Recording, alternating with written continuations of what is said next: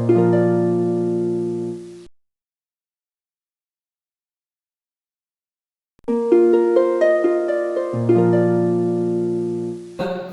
morning students, welcome you all again in our YouTube channel. આપણે લોકો chapter number 1 ની અંદર થિયરી પોર્શન લગભગ ઓલમોસ્ટ ઘણો બધો કવર કરી ચૂકેલા છે. લગભગ હવે એવું કહી શકાય કે છેલ્લી 1 થી 2 થિયરીઓ બાકી છે. આજે એ થિયરીની જોતા આપણે થોડા દાખલાઓની પ્રેક્ટિસ કરશું, કારણ કે આપણે લાસ્ટ 2 વિડિયોની અંદર ગાઉસના નિયમના બે પ્રકારના ઉપયોગોને શીખેલા છે. અનંત લંબાઈનો જે સળિયો છે એ સળિયાનું વિદ્યુત ક્ષેત્ર કેટલું આવે અને અનંત વિસ્તારનું પૃષ્ઠ છે તે પૃષ્ઠનું વિદ્યુત ક્ષેત્ર કેટલું આવે. ઓકે, સો આ બંને વસ્તુ આપણે થિયરિટિકલી જોઈ લીધી. એના જે ફાઇનલ આન્સર છે એ બી આપણને માઇન્ડમાં સેટ છે. જો એ નહીં યાદ હોય તો એકવાર યાદ કરી લેવાય, આપણી યોગ્ય ફરજ બને. સો એ જે થઈ જાય ત્યાર પછી આજે આપણે આજના જે વિડિયો છે વિડિયોમાં બે દાખલાઓની પ્રેક્ટિસ કરવાના છે. બે દાખલા આપણે એવા લીધા છે જેની અંદર પ્રથમ ઉપયોગ પહેલા દાખલામાં આવશે અને બીજો ઉપયોગ બીજા દાખલામાં આવશે. એટલે થોડો આઈડિયા આવે કે આપણે એક્ચ્યુઅલી આ જે થિયરી ભણ્યા છે એને સમજની અંદર આપણે કઈ રીતે ઉપયોગમાં લેવાના છે. સો અત્યારે તમારી ડિસ્પ્લે ઉપર બે રકમો છે એ પહેલા આવી જશે. સો એ રકમોને બેઠી તમે લખી શકો છો, અધરવાઇઝ તમારી પાસે બુક્સ હોય તો એમાં જોઈ શકો છો. સોલ્યુશન પણ એમાં અવેલેબલ હશે જ અને સાથે સાથે આપણે એ દાખલાઓને અહીંયાથી નેક્સ્ટ આગળની વિડિયોની અંદર કન્ટિન્યુ કરતા જશું. સો એ જે બે સ્લાઇડ આવે છે એની રકમો જોઈ લેવો, લખ્યું હોય તો લખી લેવો, સોલ્યુશન જોવું હોય તો સોલ્યુશન પણ ચેક કરી લેવો. Okay, so write it down first.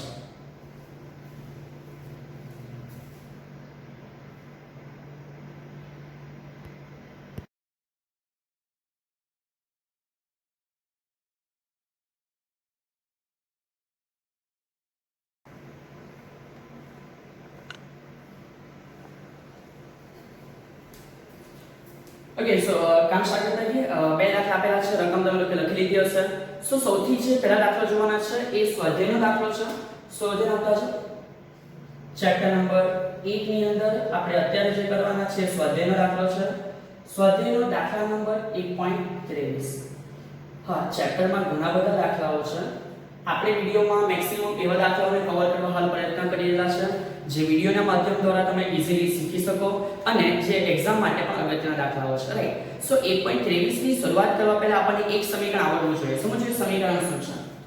આપણે ગાઉસના નિયમના પ્રથમ ઉપયોગમાં શીખી ગયા કે જો અનંત લંબાઈનો કોઈ સળિયો હોય તે અનંત લંબાઈના સળિયા દ્વારા એના પર ફેલાયેલા વિદ્યુત ભારથી કંઈક વિદ્યુત ક્ષેત્ર ઉત્પન્ન થાય અને એ વિદ્યુત ક્ષેત્રને આપણે E તરીકે જો રિપ્રેઝન્ટ કરીએ તો E નું સમીકરણ છે E યાદ હોવું જોઈએ, હું લખું છું, try to remember, λ/2 pi epsilon 0 1/r.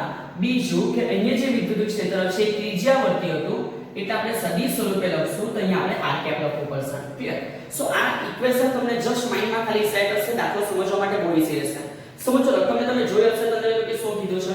સ્વાધ્યાયનો 1.23 રકમ અનુસાર દાખલાને ચાલુ કરતા ગયા.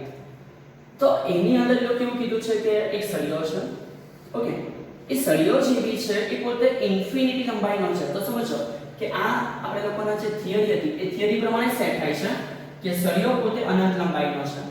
નેક્સ્ટ આગળ લોકો કેવું કીધું કે આ સળિયા માટે એ સળિયાથી 2 સેન્ટીમીટર અંતરે, તો સમજો ઇટ્સ ઓકે, તમે કોઈ બી બાજુ લઈ શકો. અહીંયાથી ઉપર લેવ તો પણ ચાલે, અહીંયાથી નીચે લેવ તો પણ ચાલે. કોઈ પણ બિંદુ માટે ઉપર, કોઈ પણ બિંદુ માટે નીચે, સામે, પાછળ, ડિસ્ટન્સ માત્ર 2 સેન્ટીમીટર છે, રાઈટ. તો આપણે એ પણ અહીંયા મૂકતા જઈએ. સમજો કે આ જે સળિયો છે એ સળિયાથી કંઈક અંતર જો લઈએ. સમજો કે આ બિંદુ P છે, આ બિંદુ P નું જે સળિયાના કેન્દ્રથી અંતર છે, રાઈટ. એ સળિયાના સેન્ટર પાર્ટથી બિંદુ P નું જે અંતર છે, સમજો કે અંતર આપણે r કીધેલું હોય તો એ અંતર r આપણને આપવામાં આવેલું છે 2 centimetre. So first of all આપણને માઇન્ડમાં સેટ હોવું જોઈએ કે આપણા કામ SI એકમો ઉપર ચાલતા છે તો 2 સેન્ટીમીટર નું કન્વર્ટ કરી દેવા. સો એ 2 સેન્ટીમીટર મતલબ કે 10⁻², તો 2 * 10⁻². સેન્ટીમીટરનો જે આન્સર છે એ નેક્સ્ટ આગળ કન્વર્ટ થઈ ગયો મીટરમાં. નેક્સ્ટ આગળ લોકો કેવું કીધું છે કે આવા બિંદુ માટે વિદ્યુત ક્ષેત્ર કેટલું છે, રાઈટ. તો સમજતા જાઓ કે લોકો એવું કીધું કે આ જે બિંદુ છે 2 સેન્ટીમીટર અંતરે ત્યાં વિદ્યુત ક્ષેત્ર E ની કિંમત આપવામાં આવેલી છે. જો અત્યારે ભાઈ લોકો અહીંયા બહુ સદિશ કે અદિશ ઉપર ધ્યાન નથી આપેલું, માત્ર મૂલ્ય રિલેટેડ ચર્ચાઓ ચાલતી છે તો આપણે પણ આપણી ચર્ચાને એ પ્રમાણે જ કરતા જશું. તો અહીંયા જે E નું મૂલ્ય આપેલું છે એ 9 × 10⁴. ઓકે, અગેન એકવાર રિપીટ કરી લેજો અને ચેક કરી લેજો કે જે E નું મૂલ્ય છે એ 9 × 10⁴ છે.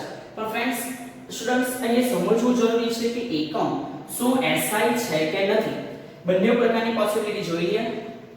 એકમ ન્યૂટન પર કુલમ્બ આવે એ આપણને ખબર હોવો જોઈએ કારણ કે આપણે ભણીને આવેલા છે એટલે કે શું સર F યાદ છે ઓકે આવું કંઈક હતું E q સર નથી યાદ આવું આપણે આવું ભણ્યા છે કે E F/q સો સિમ્પલ છે કે આ ઉપર ગયું તો થઈ જાય F A q so E માટે આપણે પહેલો એકમ માઇનસ સેટ છે કે સર ઉપર આવે ન્યૂટન અને નીચે વિદ્યુતભાર માટે શું આવશે કુલમ્બ રાઈટ સો એ રીતે આપણે માઇનસ સેટ છે તો પહેલો ઓપ્શન છે ન્યૂટન પર કુલમ્બ એ એસઆઈ એકમ છે બીજો મેં તમને કહી રાખેલો હતો કે જો ન્યૂટન પર કુલમ્બ નહીં લખવું હોય તો તમે આના બદલે વોલ્ટ પર મીટર લખી શકશો આની ચર્ચાઓ ચેપ્ટર નંબર 2 ની અંદર આવશે પણ માઇન્ડ ની અંદર સેટ કરતા જાઓ રાઈટ સો ડુ નોટ વરી અહીંયા છે વિદ્યુત ક્ષેત્ર આપેલો છે એસઆઈ એકમ છે અને સવાલ એકદમ સિમ્પલ છે કે જો આ સળિયાના કારણે આટલા અંતરે આટલું વિદ્યુત ક્ષેત્ર હોય તો આ સળિયા માટે સમજો આ સળિયા માટે તમારે શોધવાનું શું છે શબ્દ એવો છે કે સળિયા માટે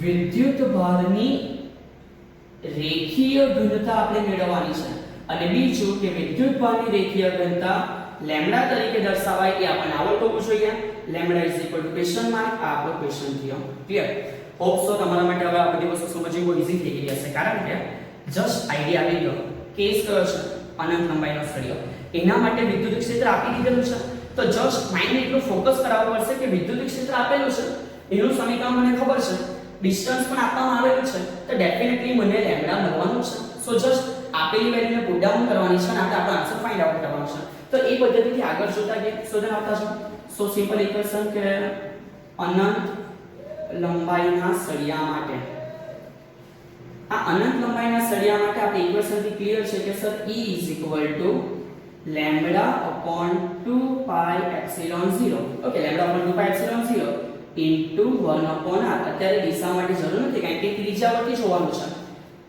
અહીંયાથી આપણે ધારીએ તો λ0 ની વેલ્યુ મૂકી શકીએ રાઈટ ε0 ની વેલ્યુ ε0 ની વેલ્યુ 8.85 × 10 - 12 સ્ટુડન્ટ્સ આ બધી વેલ્યુ યાદ રાખવી જ પડશે થોડી મહેનત કરતા રહેશો રાઈટ પણ ε0 નહીં ખબર હોય તો આપણે નાની રીતે કન્વર્ટ કરીએ સમજો E હાલ મેં ઉપર 2 વડે ગુણું તે થયું 2 λ તો જો ઉપર 2 વડે ગુણાયું તો નીચે બી 2 વડે ગુણાય તો આ થયું 4π રાઈટ 2 × 2 મતલબ કે 4 ડબલ થઈ ગયા 4π ε0 અને આ બાજુ કન્ટિન્યુ ઇન્ટુ 1/r આવું એટલા માટે કરવામાં આવ્યું બીકોઝ આપણને આઈડિયા છે આપણે શરૂઆતથી જોઈ ગયા હતા કે આ જે સ્મોલ કે છે કુલમ્બની રચના એની વેલ્યુ 1/4πε0 અને એ માટે આપણને ખબર જ છે કે સર 9 × 10 ની કેટલી ઘાત આવશે 9 ભાગ એકમ યાદ હોવો જોઈએ ન્યૂટન મીટર સ્ક્વેર અપોન શું આવે કુલમ્બ સ્ક્વેર આ બધી વેલ્યુ જે આવે છે ને બધી કામની છે રાઈટ મજાકમાં નહીં લેવી એને મોડે કરતા લેવી સો અહીંથી મેં તમને એવું કહી શકું કે મતલબ કે એવું લખી શકું કે E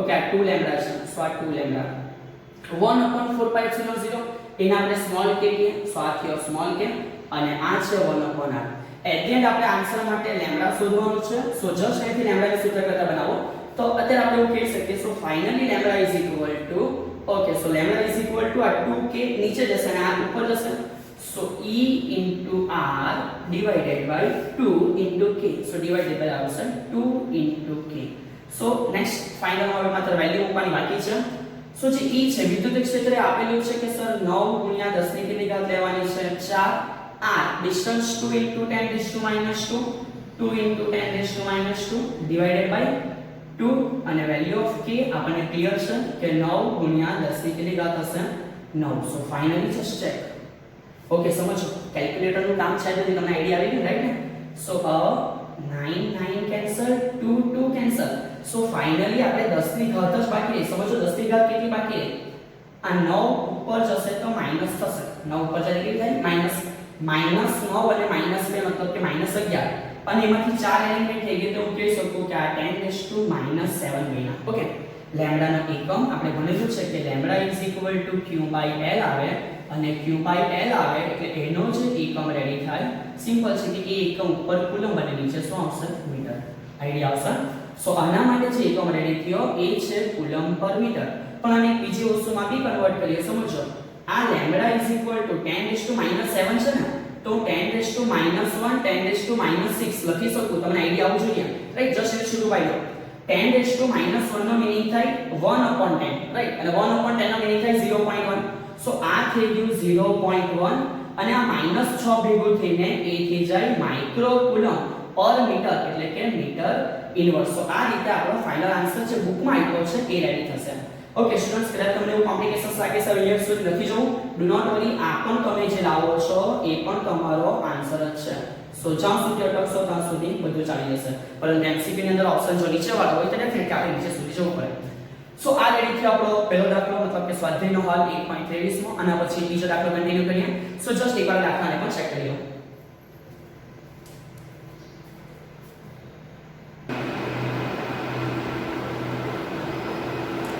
ઓકે સ્ટુડન્ટ્સ, સો લાસ્ટનો જે દાખલો હતો 1.23 તમને આઈડિયા આવી ગયો હશે.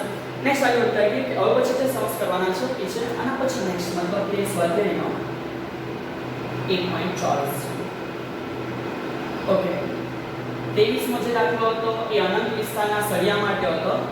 24મો જે દાખલો છે એ અનંત વિસ્તારના પૃષ્ઠ માટે છે. અને બીજું સાથે જોઈએ છીએ કે જો અનંત વિસ્તારનું પૃષ્ઠ હોય તે અનંત વિસ્તારના પૃષ્ઠ માટે આપણને e ની વેલ્યુ જે આપણે લોકો થિયરીમાં ભણીને આવેલા છે એ યાદ હોવી જોઈએ. E સિગ્મા અપોન 2 એપ્સિલોન 0 છે. વિદ્યુત ક્ષેત્ર E સદિશ સ્વરૂપે છે, તો એના માટેની દિશા n કેપ છે. એટલે કે આપણે થિયરીમાં ભણેલા હતા કે જે સમતલ છે સમતલે પોતે કેવું હશે, લંબરૂપે.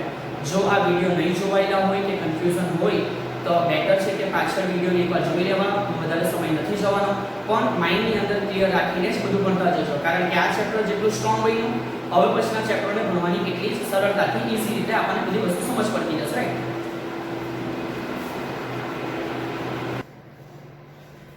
ઓકે સો હવે આપણે દાખલાનું કામ ચાલુ કરતા હોઈએ કે જે સ્વાધ્યાયનો 1.24 છે એની અંદર કઈ રીતે મેન્શન કર્યું છે. ઓકે સો સૌથી પહેલા સમજો આ દાખલામાં એ લોકો બે પૃષ્ઠ આપેલા છે અને બંને પૃષ્ઠો હાલ એકબીજાને સમાંતર છે. ઓકે સો પહેલા એ ડ્રો કરી દઈએ. સમજો કે આ થયું પ્રથમ પૃષ્ઠ. ક્લિયર? સર બહુ નાનું પૃષ્ઠ દોર્યું ના બકાય, એકચ્યુઅલી પૃષ્ઠ નાનું નથી દોર્યું, એક વસ્તુ સમજવાની છે ને, રાઈટ? કે આ જે પૃષ્ઠ છે એ સમથિંગ આ રીતે હશે, પરંતુ એકચ્યુઅલી આપણે આ પૃષ્ઠને દોરેલું આ રીતે છે, સમજાય છે? મતલબ કે જસ્ટ આટલો ભાગ આપણે લોકોએ રિપ્રેઝન્ટ કર્યો છે. સો એ આ પૃષ્ઠનો ભાગ છે, આ થયું પ્રથમ પૃષ્ઠ.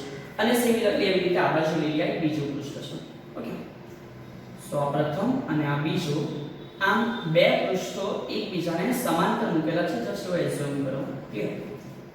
નેક્સ્ટ આગળ લો કે આપણને લખવામાં કીધેલું છે કે જે બંને પૃષ્ઠો છે એ બંને પૃષ્ઠો માટે આપણને શું આપેલું છે એકવાર વાંચી જો એટલે તમને આઈડિયા આવશે. બંને પૃષ્ઠો માટે એ લોકો પૃષ્ઠ ઘનતાનું મૂલ્ય આપેલું છે, રાઈટ? તો અહીંયાથી સમજતા ગયા કે પહેલો અને બીજો પૃષ્ઠ બંને માટે એ લોકો આપણને કીધું છે કે જે પૃષ્ઠ ઘનતા, હવે આપણને આ યાદ હોવું જોઈએ કે પૃષ્ઠ ઘનતાને આપણે સિગ્મા કહેતા છે, રાઈટ? અને પૃષ્ઠ ઘનતા સિગ્મા છે, એની વેલ્યુ કેટલી છે જો ચેક કરી એકવાર મને આપેલી છે તો કે 17.0. સો એનો મીનિંગ કે 17 છે into 10⁻22 coulomb upon metre square. અને ડેફિનેટલી કુલમ્બ પર મીટર સ્ક્વેર જ હોવું જોઈએ, કારણ કે સિગ્મા માટે આપણે ભણીને આવેલા છે કે એનું જે ઇક્વેશન છે એ શું છે તો કે સર q/a છે, બરાબર છે? તો એ લોકો પૃષ્ઠ ઘનતા આપેલી છે, પણ સાથે સાથે શબ્દ એવો પણ આપેલો છે કે બંને પૃષ્ઠો પર પૃષ્ઠ ઘનતા પરસ્પર વિરુદ્ધ પ્રકારની છે. એનો મીનિંગ એક બાજુ પોઝિટિવ છે તો બીજી બાજુ કેવી હશે, નેગેટિવ. એટલે આપણે ધારી લઈએ, સમજો કે આ જે પૃષ્ઠ છે એ પોતે ધન વિદ્યુત ભારિત છે, રાઈટ? તો જો પૃષ્ઠ પોતે ધન વિદ્યુત ભારિત હોય એટલે કે આખા ઉપર ધન વિદ્યુત ભાર છે તો આનું સિગ્મા પણ પોઝિટિવ હશે. ક્લિયર? નેક્સ્ટ અગાડી અહીંયા જો આપણે ધારી લઈએ કે વિદ્યુત ભાર નેગેટિવ સ્પ્રેડ થયેલો છે તો આના માટે પૃષ્ઠ ઘનતા સિગ્મા જ હશે, પણ એનું મૂલ્ય કેવું હશે, નેગેટિવ. ઓકે આટલી મેટર સેટ થઈ જાય પછી અગાડી પહેલા સવાલ જવાબ એટલે એક વસ્તુ સમજી લઈએ કે આપણને આવું ક્લિયર હોવું જોઈએ કે જો પૃષ્ઠ પોતે ધન વિદ્યુત ભાર ધરાવતું હોય, રાઈટ? જો પૃષ્ઠ પોતે ધન વિદ્યુત ભાર ધરાવતું હોય તો એ ધન વિદ્યુત ભારના કારણે એનું ક્ષેત્ર બહારની તરફ ફેલાયેલું હોવું જોઈએ. આઈડિયા આવે છે? અને જો સેમ એ પૃષ્ઠ કદાચ ઋણ વિદ્યુત ભાર ધરાવતું હોય તો એ ઋણ વિદ્યુત ભાર ધરાવતું પૃષ્ઠ હોય તો એના કારણે વિદ્યુત ક્ષેત્ર અંદરની દિશામાં આવવું જોઈએ. આ વસ્તુ આપણા માઇન્ડમાં પહેલેથી સેટ છે જ અને એ હોવી જોઈએ. જો વિદ્યુત ભાર ધન હોય તો ક્ષેત્ર બહાર ફેલાયેલું હોય છે, રાઈટ? આપણે લાસ્ટ ટાઈમ આવું જોઈ ગયેલા છે. અને જો વિદ્યુત ભાર ઋણ હોય તો વિદ્યુત ક્ષેત્ર ક્યાં આવતું હશે, અંદર આવતું હશે. તો અહીંથી સમજતા જજો, રાઈટ? સવાલ એવો છે આ બે પ્લેટો માટે ત્રણ વિસ્તાર થયા. આ પહેલો વિસ્તાર થયો. પહેલો વિસ્તાર એટલે પ્રથમ પ્લેટની બહાર. આઈડિયા આવે છે? પ્રથમ પ્લેટની બહાર. બીજો જે એરિયો છે એ આ બાજુ છે એટલે કે આ બાજુ. તો અહીંયા હું કહી શકું કે જે બીજી પ્લેટ છે એ બીજી પ્લેટની પણ બહાર, રાઈટ. અને જે ત્રીજો એરિયો છે એ ત્રીજો એરિયો એટલે કે આ બે પ્લેટની અંદરનો વિસ્તાર. અને સ્ટુડન્ટ્સ આપણે લોકો કે આ ત્રણે વિસ્તારની અંદર જો કોઈ બિંદુ હોય તો ત્યાં કેટલું વિદ્યુત ક્ષેત્ર છે એ ફાઇન્ડ આઉટ કરવાનું છે, એ આપણો સવાલ છે. સમજાઈ ગયો? અગેન એકવાર રિપીટ કરું. અહીંયા બે પૃષ્ઠ આપવામાં આવેલા છે. બે પૃષ્ઠ માટે ત્રણ વિભાગ પડ્યા, પહેલો, બીજો અને ત્રીજો. તો આ ત્રણ વિભાગો માટે આપણે કેટલું વિદ્યુત ક્ષેત્ર છે એ ફાઇન્ડ આઉટ કરવાનું છે. કામ સ્ટાર્ટ કરતા કે સૌથી પહેલું સમજો. પહેલું જે કામ કરશું એ આપણે આ બાજુના ડિપાર્ટમેન્ટ માટે કરશું એટલે આપણને ઇઝીલી સમજાતું રહેશે, રાઈટ છે. સો અહીંયા નંબર 1 પ્રથમ પૃષ્ઠની બહાર. ચલો પ્રથમ પૃષ્ઠની બહાર માટે સમજો કે જો કદાચ આ પ્રથમ પૃષ્ઠની બહાર કોઈ બિંદુ હોય, રાઈટ. આ સમજવામાં બહુ કાળજી રાખજો, રાઈટ. કારણ કે પૂછાડો થશે. સમજો પહેલી પ્લેટ જે છે ને એ પ્લેટનું વિદ્યુત ક્ષેત્ર ધન વિદ્યુત ભાર એટલે કાં ફેલાયેલું હોય બહાર. આને ભૂલી જાઓ, આને અત્યારે વિચારતા જ નહીં. આ જ પ્લેટને ધ્યાનમાં લેવો. આ પ્લેટ પર ધન વિદ્યુત ભાર છે, વિદ્યુત ક્ષેત્ર બહાર ફેલાય. તો સમજો આ વિદ્યુત ક્ષેત્ર બહાર જાય છે. વિદ્યુત ક્ષેત્ર બહાર એટલે કે અહીંયાથી આ ગયું વિદ્યુત ક્ષેત્ર પહેલી પ્લેટનું. સમજાય છે? અને હવે આને ભૂલી જાઓ, આ નથી ઉધારી લેવું, રાઈટ. હવે માત્ર બીજી પ્લેટને ફોકસ કરો. બીજી પ્લેટ ઉપર ઋણ વિદ્યુત ભાર છે, વિદ્યુત ક્ષેત્ર ક્યાં આવે? અંદર આવે. એટલે આ બિંદુ પર આના લીધે વિદ્યુત ક્ષેત્ર ક્યાં આવે? અંદર. એટલે સમજો કે આ અહીંયાથી આ બિંદુ પર આ તરફ ગયું વિદ્યુત ક્ષેત્ર બીજી પ્લેટના કારણે. સમજાય છે ને શું કહેવા માંગુ છું? રાઈટ. પ્રથમ પ્લેટના કારણે બિંદુ પર વિદ્યુત ક્ષેત્ર બહાર જતું હશે, જ્યારે એ જ બિંદુ પર બીજી પ્લેટના કારણે વિદ્યુત ક્ષેત્ર ક્યાં આવી રહ્યું છે? અંદર આવી રહ્યું છે. તો સિમ્પલ માઇન્ડમાં એટલું ક્લિયર થઈ ગયું કે બંનેના વિદ્યુત ક્ષેત્ર પરસ્પર વિરુદ્ધ દિશામાં છે. હવે નીચે એકદમ સિમ્પલ ટર્મ છે, સમજવું શું કેમ છું. આપણે એવું ધારી રાખશું કે આ જે વિદ્યુત ક્ષેત્ર છે એ x અક્ષ રિલેટેડ આપણે એને સંકળાયેલા છે માની લેશું. સો પ્રથમ પૃષ્ઠની બહાર જો કોઈ બિંદુ હોય તો એ બિંદુ માટે વિદ્યુત ક્ષેત્ર કેટલું હશે? E બરાબર પહેલી પ્લેટના કારણે વત્તા બીજી પ્લેટના કારણે. હવે સમજો મેં શું કરું છું. કોઈ પણ પ્લેટના કારણે વિદ્યુત ક્ષેત્ર આપણને ખબર છે, રાઈટ. નિયમ પ્રમાણે કે વિદ્યુત ક્ષેત્ર કેટલું હશે? Sigma upon 2 epsilon 0. તો સમજો પહેલી પ્લેટના કારણે value sigma upon 2 epsilon 0. Okay, એ આ બાજુ જાય છે તો આ ધન x અક્ષ કહેવાય અને આ ઋણ x અક્ષ કહેવાય. તો આના માટે માઈનસ i કેપ આપણે સદિશ લખવો પડે ને, તેનો સદિશ ઋણ x અક્ષમાં છે. અને એવી રીતે જ હું આનું લખીશ, મૂલ્ય તો બધાનું સેમ જ છે, સિગ્મા અપોન 2 એપ્સિલોન 0. કેમ? બંનેનું સિગ્મા સરખું જ છે. સિગ્મા અલગ અલગ હતા તો કંઈક અલગ આન્સર હતો, પણ બંનેનું સિગ્મા સેમ જ છે. અને બીજી પ્લેટનું વિદ્યુત ક્ષેત્ર x અક્ષની દિશામાં જાય છે, તેનો મીનિંગ અહીંયા શું આવશે? i cap.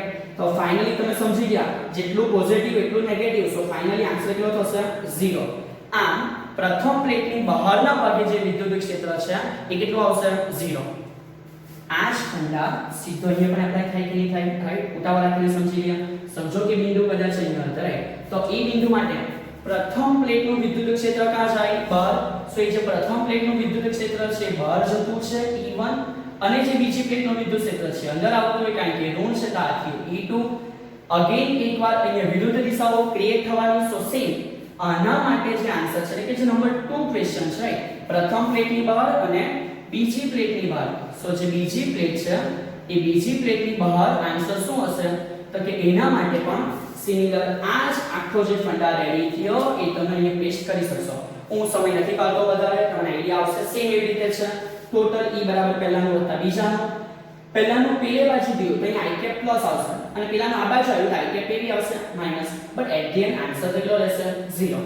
સો જો અહીંયા છે એવું જ અહીંયા છે. મેઇન સેશન આપણો ચાલુ થયો. જો બિંદુ આ બેની વચ્ચે હોય તો સમજો, વચ્ચે કોઈ બી ભાગમાં. સો સમજો કે કદાચ અન્ય બિંદુ હોય. હવે સમજવાની મેં કરશું. ધન વિદ્યુત ભાર હોય ને તે વિદ્યુત ક્ષેત્રને બહાર જવા દે. એટલે સમજો આ બિંદુ પર પહેલી પ્લેટના કારણે વિદ્યુત ક્ષેત્ર આ બાજુ હશે. સો આ થયું E1 પહેલી પ્લેટનું વિદ્યુત ક્ષેત્ર. અને બીજી પ્લેટ ઋણ છે તો એ બી અંદર લઈ જાય. અંદર લઈ જાય એટલે પોતાના બાજુ લઈ જશે. તો એ દિશામાં જ આપણે એવું કહી શકીએ કે બીજી પ્લેટનું પણ વિદ્યુત ક્ષેત્ર છે. સમજાયું? સો અહીં એવું થયું કે બંને પ્લેટના વિદ્યુત ક્ષેત્ર કેવી દિશામાં છે? સમાન દિશામાં. એટલે ડેફિનેટલી નામ શું થયેલો હશે? સરવાળો. સો ધેન આપણે જાવ છે લાસ્ટમાં ત્રીજો સવાલ છે, રાઈટ. ત્રીજો સવાલ બંનેની વચ્ચેના વિસ્તારમાં. તો બંનેની જે વચ્ચેનો વિસ્તાર છે એ વિસ્તાર માટે જો આપણે લોકો એવું સમજવા જોઈએ કે ટોટલ E કેટલું હશે? તો કે E1 પ્લસ શું હશે? E2. રાઈટ. સો હવે જે E1 અને E2 થી એમાં સિમ્પલ વસ્તુ છે કે સિગ્મા અપોન 2 એપ્સિલોન 0 x અક્ષમાં જાય છે તો i કેપ, અને બીજા માટે પણ સિગ્મા અપોન 2 એપ્સિલોન 0 x અક્ષમાં જાય છે શું આવશે i કેપ. સફરજન 1 અને સફરજન 2 મતલબ કે કેટલા સફરજન 2 સફરજન. So 2 times sigma upon 2 epsilon 0 into i cap. 2 અને 2 એલિમિનેટ થયા. So E is equal to ઉપર બચે સિગ્મા અને નીચે બચે એપ્સિલોન 0 ઇન્ટુ શું આવશે i કેપ. સો અહીંયાથી આ તમારા માટે સમીકરણ રેડી થયું. હવે જસ્ટ વેલ્યુ પુટ ડાઉન કરવાની છે કે ભાઈ સિગ્મા કેટલા છે અને એપ્સિલોન 0 કેટલા છે, રાઈટ. સો એ વસ્તુ તમે કરી શકશો પણ એક કામ કરો જોઈ લઈએ કે ઓકે રાઈટ. એને કાળજી રાખજો, આ બીજી પ્લેટ માટે મેં દર્શાવ્યું છે પણ આન્સર આપણે આનો કરવાનો છે, રાઈટ. સો આનો જે આન્સર છે આપણે લઈ આવીએ, right. So finally E is equal two, ચલો ચેક કરો, સિગ્માની વેલ્યુ કેટલી છે. સિગ્માની જે વેલ્યુ છે આપણને આપવામાં આવેલી છે, આપણે લખેલી છે કે 17 ગુણ્યા 10 ની કેટલી ઘાત હશે -22, અને જે એપ્સિલોન 0 છે યાદ હોવું જોઈએ કે કરી ગયેલા હતા 8.85 ગુણ્યા 10 ની કેટલી ઘાત છે -12. સો અહીંયાથી કેલ્ક્યુલેટર અંદર તમે કરી શકશો, ફાઇનલ આન્સર તમને મળી જશે. જે ફાઇનલ આન્સર છે એ 1.92, એટલે કે આને જ્યારે તમે ભાગશો ત્યારે અને આ ઉપર જશે તો 10 રેશિયો માઈનસ કરે ઉપર જાય પ્લસ બની જાય. સો આન્સર 12 નીકળી ગઈ, 22 માંથી તો બચવાની કેટલી 10. વિદ્યુત ક્ષેત્ર x અક્ષમાં છે એટલે શું આવશે i કેપ, અને એકમ લખવાનું ભૂલવાનો નહીં, જે એકમ રેડી થશે એ હશે ન્યૂટન પર કુલમ. સો આ રીતે આપણો આ જે બીજો દાખલો છે એ પણ કમ્પ્લીટ થશે. સો તમને આઈડિયા આવી ગયો હશે કે દાખલો કેવી રીતે કમ્પ્લીટ થાય છે. હા, લખાણ સંબંધની બાબતો આ રીતે જ રાખજો તો થોડું સમજવામાં ઈઝી રહેશે. પછી નોટની અંદર લખવું કે એક્ઝામ પેપરની અંદર લખવું એ તો પોતપોતાની અલગ અલગ ચોઇસ હોય છે, રાઈટ. સો એકવાર વ્યવસ્થિત દાખલાને ગણી રાખજો.